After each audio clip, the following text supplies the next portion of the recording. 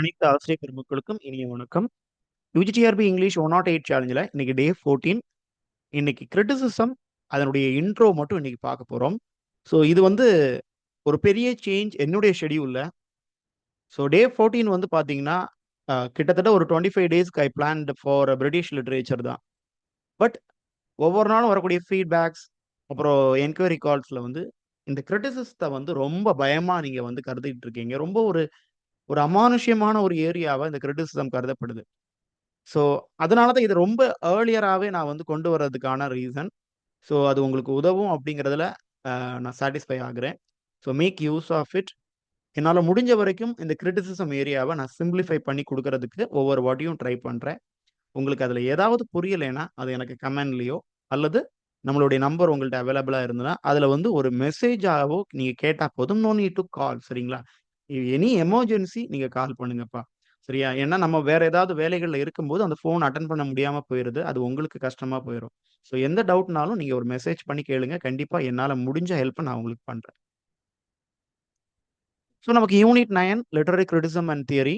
முதல்ல இதுல வந்து ஒரு பயம் இருக்குது இல்லைங்களா? ஒரு அமானுஷ்யம் இருக்குது. இதுல என்ன இருக்குது அப்படிங்கிறத வந்து போட்டு குழப்பிட்டு இருக்கிறோம். இது வந்து இருக்கிறதுலயே ஒரு குழந்தை மாதிரியான ஒரு சிலபஸ்ங்க. சரியா? ஒரு குழந்தை மாதிரியான சிலபஸ். நீங்க மத்த 9 யூனிட் இருக்கு. மொத்தம் 10 யூனிட்ல இந்த இந்த ஒரு யூனிட்டையும் விட்டுட்டீங்கன்னா, மீதி 9 யூனிட்லயும் உங்களுக்கு கொஸ்டின் மிஸ் ஆகுறதுக்கு அல்லது ஒரு வெயிட்டேஜ் 10 கேள்வி கேட்குறாங்கன்னா, உங்களால 7 கேள்விக்கு தான் ஆன்ஸர் பண்ண முடியும். அதே மாரி தாங்க இதுவும். லிட்டரரி கிரிட்டிசிசம் அண்ட் தியரில ஒரு கேள்வியோ, 2 கேள்வியோ ரொம்ப எங்கேயாவது காணாத இடத்துல இருந்து கொண்டு வைப்பாங்க. மத்தபடி யூசுவலா கேட்கக்கூடிய ரேண்டம் கொஸ்டின்ஸ் தான் உங்களுக்கு மீண்டும், மீண்டும், மீண்டும் எக்ஸாம்ல கேட்டுட்டு இருப்பாங்க. I recommend you D. பிரசாத்தினுடைய புத்தகம். டி. பிரசாத் அவங்களுடைய பிரின்சிபல்ஸ் டூ லிட்டரரி கிரிட்டிசிசம் அப்படிங்கிற புத்தகம் இருந்ததுன்னா, முடிஞ்சுனா அதனுடைய அந்த பையிங் லிங்க் இருந்ததுன்னா நான் டிஸ்கிரிப்ஷன்ல வைக்கிறேன். Make use of it. ஓகேங்களா? டி. பிரசாத்தினுடைய பிரின்சிபல்ஸ் டூ லிட்டரரி கிரிட்டிசிசம் அப்படிங்கிற புத்தகம். அடுத்த கிளாஸ்ல கூட நான் அதனுடைய இமேஜ் உங்களுக்கு குடுக்குறேன். அத பார்த்து அத வாங்கிக்கங்க. இது ரொம்ப ஒரு சீப்பான ஒரு ரேட்ல தான் கிடைக்கும். முடிஞ்சதுன்னா அந்த புத்தகத்த வாங்கி படிங்க. அதுல மேக்ஸிமம் ஐ ஹோப் இதுல இருக்கக்கூடிய ஒரு 70% சிலபஸ் அதுல கவர் ஆகும். அல்லது யுஜிக்கு உங்களுக்கு ஏதாவது லிட்டரரி கிரிட்டிசிசம் புத்தகம் குடுத்திருப்பாங்க இல்லைங்களா? அந்த புத்தகத்த ரெஃபரன்ஸ் புக்க பயன்படுத்துங்க. Don't use guides. நான் வந்து வாசன்ல கைடு வாங்கியிருக்கிறேன். அல்லது வந்து தமிழன் அல்லது குரு அப்படின்னு ஒவ்வொரு பெரிய பெரிய பப்ளிகேஷன்ல இருந்து நான் வந்து கைடு வாங்கி வச்சிருக்கேன்னா, அது வந்து ஒர்க் அவுட்டே ஆகாது. சரிங்களா? டெக்ஸ்ட் புக் ஏதாவது நல்ல ஆதருடைய புக்ஸ் இருக்குதுன்னா, அத யூஸ் பண்ணிக்கங்க. சரி. இதுல 2 சாப்டர் வந்து பார்த்தீங்கன்னா, கிளாசிக்கல் கிரிட்டிசிசம். அது வந்து லெஜிஸ்லேட்டிவ் கிரிட்டிசிசம்னு சொல்லிக்கலாம். அது உள்ளது அவர் லிமிட்டேஷன்ல தாங்க இருக்கும். அதுல வந்து ரொம்ப ஒண்ணும் பயப்பட நீங்க தேவைப்பட வேண்டாம். இன்னொன்னு, இது கஷ்டம் உங்களுக்கு மட்டும் இல்ல. எழுதக்கூடிய எல்லா ஆஸ்பிரண்ட்ஸ்க்கும் கஷ்டம் தான். சரிங்களா? அதனால நீங்க ஏன் கவலைப்படுறீங்க? உங்களுக்கு இதுல 7 மார்க் தான் ஸ்கோர் பண்ண முடியும்னா, அவனாலயும் 7 தான் ஸ்கோர் பண்ண முடியும். அவனுக்கு அந்த டெப்த்ல இருந்து எடுக்கக்கூடிய கொஸ்டின் தெரிய போறதில்ல. ஸோ இருக்கிற போர்ஷன அந்த மேலோட்டமா இருக்கக்கூடிய விஷயங்களையாவது நீங்க படிங்க முதல்ல. சரியா? படிச்சுட்டு புரியாத விஷயத்துக்கு மட்டும் கவலைப்படுங்க. அது மாரி சாப்டர் 3 பார்த்தீங்கன்னா, ஒரு கிளாசிக்கல் எப்பவும் மாரி. எல்லா லிட்டரரி கிரிட்டிசிசம் புக்லயும் இந்த விஷயங்கள் இருக்கும். சிட்னில இருந்து டி.எஸ். எலியட் வரைக்கும் இருக்கும். சிட்னில தான் நம்மளுடைய கிரிட்டிசிசம் இங்கிலீஷ் கிரிட்டிசிசம் தொடங்கி டி.எஸ். எலியட்ல முடிஞ்சுக்கும். அதுக்கப்புறம் தியரி வந்துருது. அப்புறம் 5 அப்ரோச்சஸ். இந்த 5 அப்ரோச்சஸும் ஒரு 5 கண்ணாடி மாரி வச்சுக்கோங்க. ஒவ்வொரு கண்ணாடி போட்டு பார்த்துக்கிட்டீங்கன்னா, ஒவ்வொரு விஷயங்கள் தெரியும். அவ்வளோதான். ஸோ இதெல்லாமே படிக்க போறோம். ரொம்ப ஈஸி தாங்க. ரொம்ப நீங்க ஒண்ணு வொரி பண்ற அளவுல இது இல்ல. ஸோ நீங்க படிப்பதற்கு ரெடியா இருங்க. சொல்லிக் குடுக்குறதுக்கு நம்ம ரெடியா இருக்கிறோம். சரிங்களா? ஸோ கிரிட்டிசிசத்த பத்தின பயத்த இன்னையோட விட்டுருங்க. ஃபைனலி அந்த பார்ட் 5 வந்து பார்த்தீங்கன்னா, தியரி பார்ட். முழுக்க முழுக்க தியரி பார்ட். ஃபெமினிஸ்ட் கிரிட்டிசிசம்னு இருக்கு. ஆனா feminism, Marxism, new historicism, eco criticism இது எல்லாமே தியரீஸ், பியூர் தியரீஸ். படிக்கிறதுக்கு ரொம்ப ரொம்ப இன்ட்ரஸ்டிங்கா இருக்கும். அ ஃபெமினிசம்னா என்ன? மார்க்சிசம்னா என்ன? நியூ ஹிஸ்டாரிசிசம்னா என்ன? ஈகோ கிரிட்டிசிசம்னா என்ன? டெஃபினிஷன மட்டும் படிச்சுக்கிட்டீங்கன்னா, 1 மார்க் கண்டிப்பா இதுல வந்து நீங்க ஸ்கோர் பண்ண முடியும். வெறும் டெஃபினிஷன் படிச்சுக்கிட்டா. அப்புறம் அதனுடைய ரைட்டர்ஸ், அதனுடைய பிரின்சிபல்ஸ், கேரக்டரிஸ்டிக்ஸ் அதுலலாம் கொஞ்சம் கொஞ்சம் கொஞ்சம் தாண்டி நம்ம போகலாம். ஸோ கண்டிப்பா நான் இந்த 5 யூனிட்க்கு உங்களுக்கு ஹெல்ப் பண்ணுவேன். ஸோ நீங்க தைரியமா படிக்கிறதுக்கு வாங்க. ஸோ இன்னைக்கு இன்ட்ரோ பார்ட்ல வாட் இஸ் லிட்டரரி கிரிட்டிசிசம் அப்படிங்கிறத ஒரு சின்ன ஒரு ஒரு பிரீஃபா நான் உங்களுக்கு கொடுத்துறேன். Criticism means a study, evaluation and interpretation of literature. இலக்கியத்தை படிக்கிறதோ, அதை தரம் பிரிச்சு பார்க்கிறதோ, அல்லது உங்களுடைய மீனிங்கை அதுக்கு கொடுக்கிறதோ கிரிட்டிசிசம்னு சொல்லலாம். ப்ளூ சட்டை மாறன் சொல்றாரு இல்ல, அவருடைய வியூவை அவர் கொடுக்கிறாரு, அது ஒரு கிரிட்டிசிசம். அண்ட் இந்த கிரிட்டிசிசம் என்ன பண்ணும்? why does this text matter? ஏன் இது எதனால இந்த இந்த கண்டென்ட் இதுல இருக்கு அப்படின்னு ஒரு கேள்வி எழுப்பும். எப்படி இது இந்த மீனிங்கை கொடுக்கலாம் அப்படிங்கிற கேள்வியை இது எழுப்பும். பணம் உள்ளவங்கன்னா அங்க இருக்கலாம், பணம் இல்லாதவங்கன்னா இங்க தான் இருக்கணுமோ? ஸோ இந்த கேரக்டருக்கு வெள்ளை சட்டை கொடுத்துருக்க, இந்த கேரக்டருக்கு கருப்பு சட்டை கொடுத்துருக்க, அப்ப இவன் இந்த கலர் தான் போடணுமோ அப்படிங்கிற ஒரு மீனிங்கை நாமளே எழுப்பிக்கிறோம்ல, அதையும் கிரிட்டிசிசம்னு நீங்க சொல்லலாம். ஸோ இந்த கிரிட்டிசிசம் அப்படிங்கிறது it's a think of different critical theories. அதாவது நம்ம அப்ரோச்சஸ் பார்த்தோம் பார்த்தீங்களா, அதையும் இதையும் நீங்க கம்பேர் பண்ணிக்கலாம். ஸோ டிஃப்ரெண்ட் வியூவில் ஒரே விஷயத்தை அணுகிறது. அது எப்படின்னா ஒரு டிஃப்ரெண்ட் கலர்ஸ் ஆஃப் கிளாஸஸ் போடுறோம், ஸ்பெக்ஸஸ் போட்டுக்கிட்டு உலகத்தை நீங்க பார்க்கும்போது, நீங்க ஒருவேளை சிவப்பு கண்ணாடி போட்டிருக்கீங்க அப்படின்னா உலகம் சிகப்பா தெரியும், பச்சை கலர் கண்ணாடி போட்டால் பச்சை கலர்ல தெரியும். ஸோ இப்படி நம்மளுடைய பார்வை, நம்மளுடைய அணுகுமுறை வித்தியாசம் பட அந்த கிடைக்கக்கூடிய மீனிங்ஸும் என்னது மாறிக்கொண்டே இருக்கும். அப்படிதாங்க ஒரு நாவலை படிக்கிறது, இல்ல ஒரு டிராமாவை படிக்கிறது. நீங்க எந்த ஒரு மூட் செட்ல அல்லது எந்த ஒரு என்விரான்மெண்டோட நீங்க படிக்கிறீங்களோ, அப்படி ஒரு மீனிங் அதுக்கு கிடைக்கும். இல்லைங்களா? ஸோ இத வந்து ரொம்ப கொஞ்சம் ராவா சொல்லும் பொழுது, ஒரு தாய் வந்து தாய்ப்பால் குழந்தைக்கு ஊட்டிக்கிட்டு இருக்காங்க. சரிங்களா? குடுத்துட்டு இருக்கிறாங்க. இப்ப அந்த சமயத்துல அது லஸ்ட்க்கான இடமா, லவ்வுக்கான இடமான்னு பார்த்தீங்கன்னா, அது பார்க்கக்கூடியவங்களுடைய பார்வைய பொறுத்தது. அது உண்மையிலேயே என்னது? அவங்களுடைய பாயிண்ட் ஆஃப் வியூ அது தாய்மை. ஆனா, ஈகோ, சூப்பர் ஈகோனுடைய ஒர்க்க பொறுத்து அது மாறுபட்டு கொண்டே இருக்கும். So interpretations differs.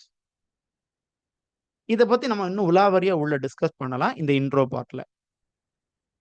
3 முக்கியமான விஷயங்கள் இந்த கிரிட்டிசிசத்த பொறுத்தவரைக்கும். ஆதர் முதல்ல முக்கியம்.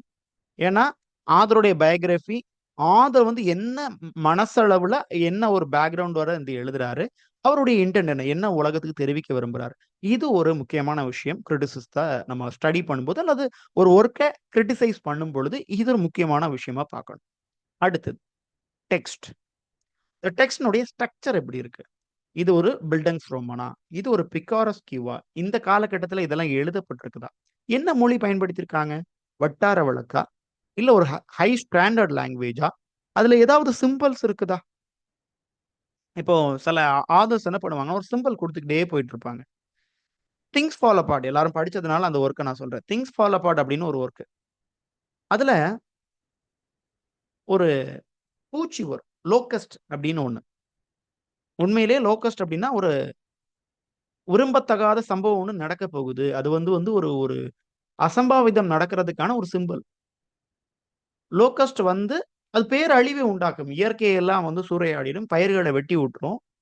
அப்ப திங்ஸ் ஃபால் அபார்ட்டா லோக்கஸ்ட் வந்தோனயே ஒக்கன்ஹுவாக்கு தெரியும். அந்த ஊர் பெரிய மக்களுக்கும் தெரியும். ஏதோ ஒரு கஷ்டம் நடக்க போகுது அப்படின்ட்டு. லோக்கஸ்ட் வந்துட்டு போனதும் வெள்ளைக்காரன் உள்ள வருவான். இக்போ கல்ச்சருக்குள்ளாடி வெள்ளைக்காரனுடைய கல்ச்சர் வந்து உள்ள புகுந்துரும். அதுதான் சிம்பிள். நீங்க மாரி செல்வராஜனுடைய மூவிஸ் பாருங்க. அப்புறம் வந்து வெற்றிமாறனுடைய மூவிஸ் பாருங்க. அதுலயும் ஏகப்பட்ட சிம்பிள்ஸ் இருக்கும். இது ஒரு கிரிட்டிக்கு ரொம்ப ரொம்ப முக்கியம். அடுத்த முக்கியமான விஷயம் ரீடர். இது வந்து மாடர்ன் ட்ரெண்ட்ல ரீடர் தான் ஒரு கிரிட்டிசிசத்துக்கு மிக மிக மிக முக்கியம். இந்த ஒரு பிக்சர் பாருங்க. இது ஒரு ரீடர். இவரு ஆதர்.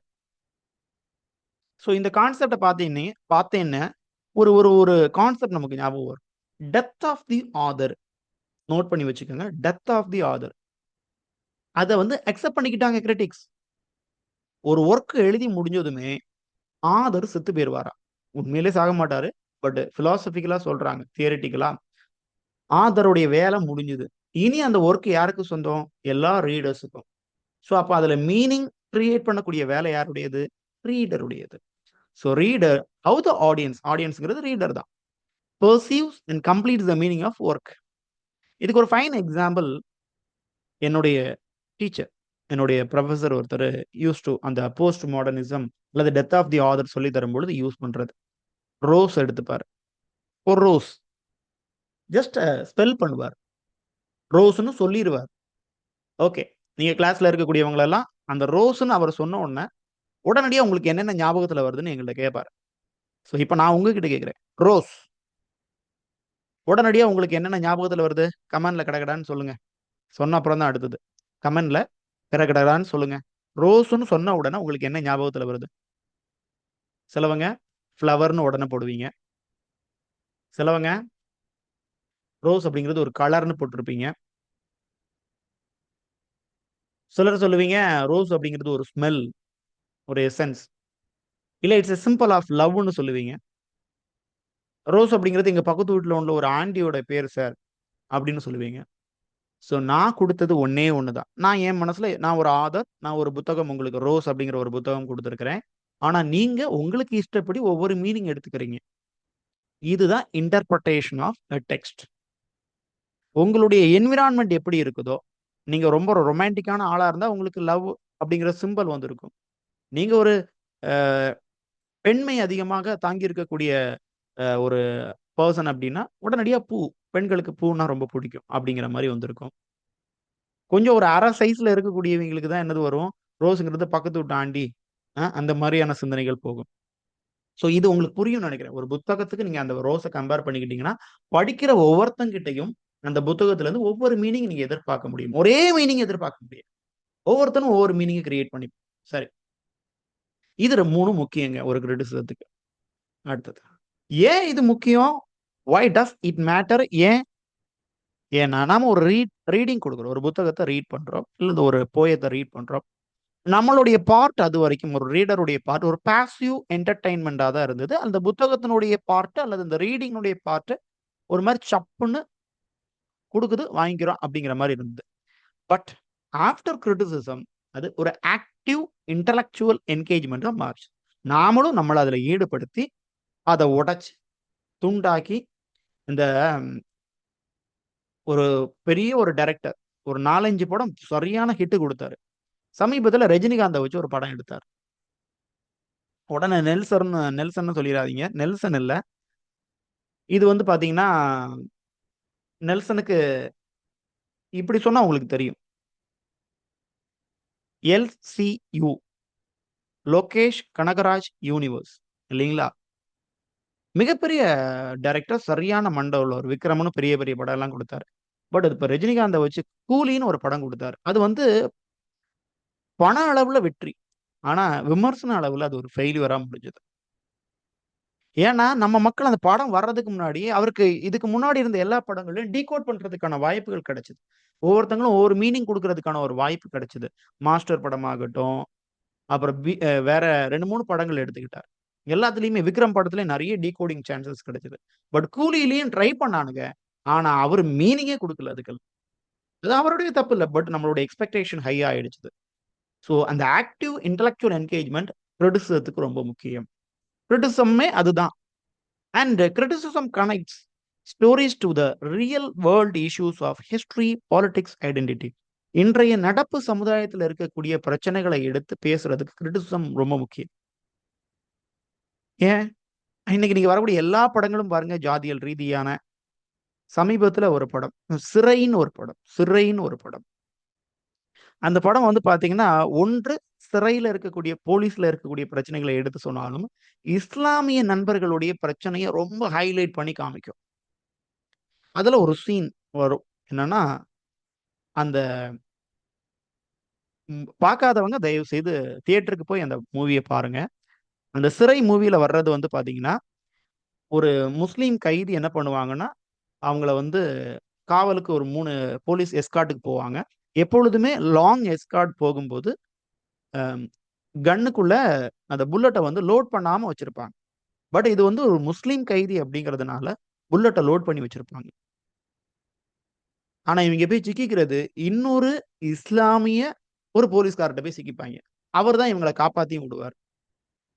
ஸோ இந்த மாரி இப்போ ட்ரெண்டிங்ல ஒரு பிரச்சனை இருக்குதுன்னா, அத ஒரு மதத்தோட சார்ந்து விடுறது. இப்படிங்கிற பிரச்சனைகள் எல்லாம் இன்னைக்கு இருக்கக்கூடிய ட்ரெண்டிங். இப்போ இத வந்து என்ன பண்றாங்க, டெக்ஸ்ட்டுக்குள்ள நான் சொல்லக்கூடிய மூவி எக்ஸாம்பிள் எல்லாமே ஒரு டெக்ஸ்ட். விடுதலைன்னு ஒரு மூவி பார்த்துருப்பீங்க. அதுவும் ஒரு டெக்ஸ்ட் தான். நாவல தான் உடைச்சு எழுதியிருக்காங்க. ஓகே. ஸோ நீங்க தியரி, கிரிட்டிசிசம் படிக்கணும்னா நெறைய மூவிஸ் பார்த்துருக்கணும். நெறைய மூவிஸ்னுடைய டீகோடிங் தெரிஞ்சிருக்கணும். தெரிஞ்சதுன்னா கிரிட்டிசிசம் ரொம்ப ஈஸி. ஓகே. பாலிடிக்ஸ் உள்ள வருது. ஐடென்டிட்டி உள்ள வருது. சரிங்களா? இப்ப பராசக்திக்கும் ஜனநாயகனா அந்த படத்துக்கும் ஒரு போட்டி நடக்குதா இல்லைங்களா? ஸ்டேட் கவர்ன்மெண்ட் ஜனநாயகனா எந்த அளவுக்கு அடிக்க முடியுமோ அடிக்கிறாய்ங்க. சென்ட்ரல் கவர்ன்மெண்ட் பராசக்தி எந்த அளவுக்கு அடிக்க முடியுமோ அடிக்கிறாய்ங்க. அதுக்கான காரணம் எல்லாம் உங்களுக்கு நல்லா தெரியும்னு நெனைக்கிறேன். ரைட். இவங்களுடைய புரொடக்ஷன் கம்பெனி அப்படி, அவங்களுடைய புரொடக்ஷன் கம்பெனி அப்படி. ரைட். அப்போ இதுக்குள்ள பெரிய பாலிடிக்ஸ் இருக்குது. இத தெரிஞ்சுக்கணும்னா, நம்ம நல்ல விமர்சனங்கள் பண்ணணும். விமர்சனங்கள் தான் அந்த ஸ்டோரீஸ இப்ப கரண்ட் சிச்சுவேஷன் கூட கனெக்ட் பண்ணி காமிக்கும். அண்ட் இந்த விமர்சனம் மட்டும் தான் criticism allows multiple correct interpretation. தப்பான இன்டர்பிரேஷன் கொடுக்கக்கூடாது. ஆண பெண்ணாவும், பெண்ண ஆணாவும் நான் வந்து புரிஞ்சுக்கிறேன் சார் அப்படின்னு நினைக்கக்கூடாது. ஓகே. ஒரே புத்தகத்த மல்டிபிள் இன்டர்பிரேஷன் குடுக்கறதுக்கான ஒரு பெர்மிஷன, ஒரு ஃப்ரீடம கிரிட்டிசிசம் தான் குடுக்குது.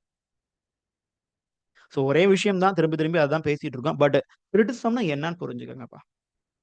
So finally how to play it? எப்படி இந்த விமர்சனத்த ஒரு புத்தகத்தின் மேல நம்ம வைக்க முடியும்? ஒரு பேட்டர்ன நம்ம கத்துக்கணும். அல்லது ஒரு ரெக்ரூரிங் இது வந்து லிட்டரரி கிரிட்டிசிசத்துக்கெல்லாம் முழுமையாக பொருந்தும். என்ன பேட்டர்ன் சார் இது? இப்போ ஒரே பேய் படங்களா வந்துட்டு இருக்குங்க. பேய் படத்தினுடைய பேட்டர்ன் என்ன? ஒரு பெரிய அரண்மனை இருக்கும். அல்லது ஒரு கேஸ்டில் இருக்கும். அதுல அதுக்கு முன்னாடி வாழ்ந்த எவனோ ஒருத்தனுக்கு ஏதோ ஒரு குரூப் என்ன பண்ணியிருக்கும், ஒரு தீமைய பண்ணி கொன்னு போட்டுருக்கும். திடீர்னு அந்த அரண்மனைக்கு ஒரு குரூப் வரும். அந்த குரூப்ல இருக்கக்கூடிய ஏதாவது ஒரு அழகான பெண் மேல அந்த பேய் ஏறிக்கும். இது ஒரு பேட்டர்ன். அந்த பேய் வந்து ரிவெஞ்ச் எடுத்து கொன்னுட்டு இருக்கும். இந்த ஒரு கதைய வச்சு தான் சுந்தர் சி வந்து 5 பார்ட்டையும் பண்ணிட்டாரு. நாமளும் விழுந்து விழுந்து பார்த்துட்டு இருக்கோம். அவர் எடுத்துக்கிட்டே இருக்காரு. தென் அடுத்தது இன்னொரு பார்ட் பார்த்தீங்கன்னா, ராகவா லாரன்ஸ். அவர் என்ன பண்றாரு? ஒரு பேட்டர்ன் ஃபாலோ பண்றாரு. அவரும் என்னது? பேய் படம் தான் எடுக்குறாரு. பட் பேட்டர்ன்ல ஒவ்வொரு சாமி இருக்கும். ஒரு படத்துல பார்த்தீங்கன்னா, ஹிந்து சாமி. இன்னொரு படத்துல கிறிஸ்தவ சாமி. இன்னொரு படத்துல பார்த்தீங்கன்னா, முஸ்லீம் சாமி. இனி சாய்பாபா அந்த மாரி பேட்டர்ன்ஸ நீங்க பார்க்கலாம். ஏன்னா, நரசிம்ம அவதாரத்த கொண்டு வந்துட்டாரு. இனி சாய்பாபா, புட்டபதி அப்படின்னு அந்த மாரி ட்ரெண்டிங்க்கு போறதுக்கான வாய்ப்புகள் இருக்கு. இது ஒரு பேட்டர்ன். இத வச்சு நம்ம விமர்சனம் பண்ணலாம். And choose a theory that fits your observation. Criticise பண்றதுக்கு நம்ம பார்த்த ஒரு 5 தியரி பார்த்தீங்களா? ஒண்ணும் இல்லைங்க. ஒரு ஃபெமினிசம்னு ஒரு தியரி எடுத்துப்போம். நீங்க ஒரு நாவலோ, ஒரு படமோ பார்க்குறீங்க. அதுல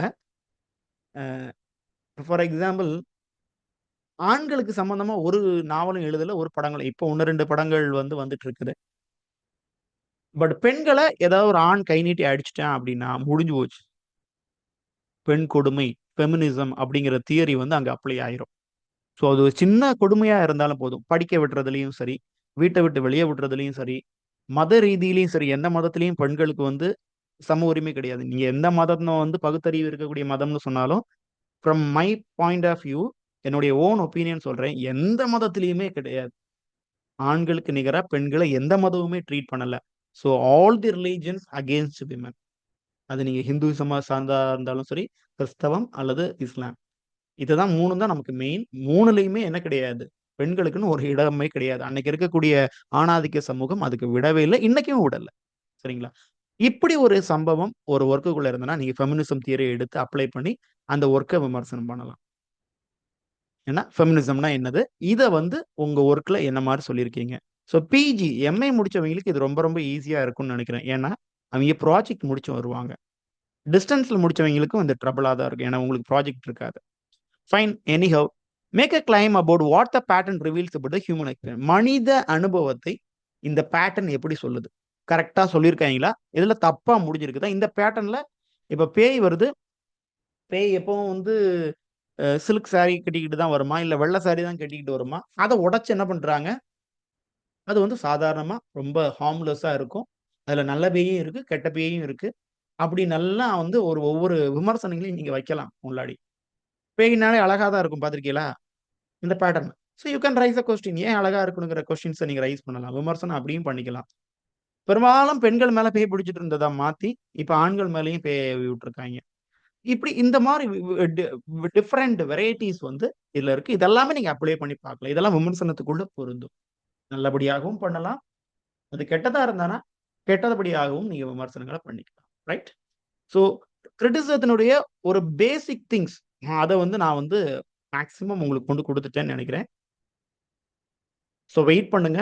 முடிஞ்ச வரைக்கும் அந்த 5 சாப்டருக்குமான ஜிஸ்ட்ட நான் உங்களுக்கு குடுக்குறதுக்கு ட்ரை பண்றேன். ஆனா பயப்படாம படிங்க. உங்க கையில இருக்கக்கூடிய நோட்ஸ எடுத்து வாசிக்க ஆரம்பிங்க.